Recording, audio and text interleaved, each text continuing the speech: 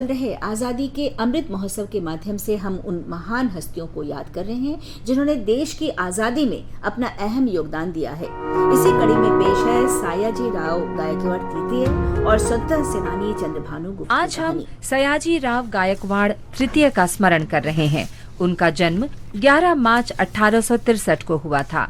वे 1875 से 1939 तक बड़ौदा के महाराजा थे।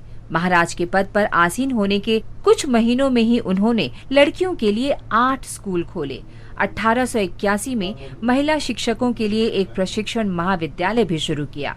उनके शासनकाल में बाल विवाह की कुप्रथा का अंत किया गया और विधवा पुनर्विवाह को विधि सम्मत ठहराया गया। 1893 में उन्हीं के शासन में निःशुल्क और अनिवार्य प्राथमिक शिक्षा की शुरुआत हुई। महाराज सयाजी राव के संरक्षण में उस समय की सर्वश्रेष्ठ प्रतिभाओं को आगे आने का अवसर मिला।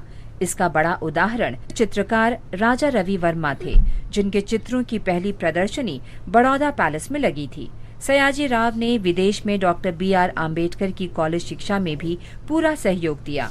उन्होंने महान समाज सुधारक ज्योतिराव फुले को भी वित्तीय सहायता भेजी। सयाजी राव ने रेलवे नेटवर्क के विस्तार, जल प्रणाली संबंधित निर्माण कार्य और व्यावसायिक बैंकों को मजबूत बनाए जाने पर भी जोर दिया। राव ने बाल गंगाधर तिलक का समर्थन किया, साथ ही महात्मा गांधी और इंडियन नेशनल कांग्रेस को भी समर्थन दिया।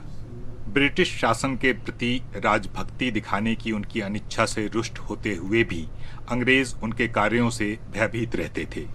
वास्तव में 1911 में एक रोचक घटना भी हुई, जब ब्रिटिश सम्राट जॉर्ज पंचम दिल्ली आए।